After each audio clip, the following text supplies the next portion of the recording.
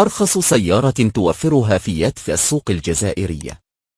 بعد توقفها عن إنتاج وتسويق فيات 500 الأسطورية التي كانت أرخص سيارة جزائرية بسعر 220 مليون سنتيم، تعتبر فيات دوبلو النفعية حاليا أرخص سيارة متوفرة للطلب الأولي عند فيات الجزائر بسعر 289 مليون سنتيم، وهي مزودة بمحرك ديزل HDI بسعة 1.6 لتر وقوة 90 حصانا وعلبة سرعات يدوية من 5 سرعات.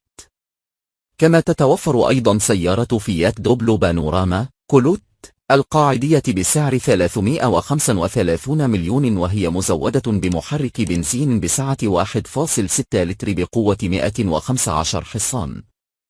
وتتوفر أيضا النسخة الكاملة لفيات بانوراما كولوب للطلب الأولي، وحدد سعرها ب 375 مليون سنتيم، وهي أيضا مزودة بمحرك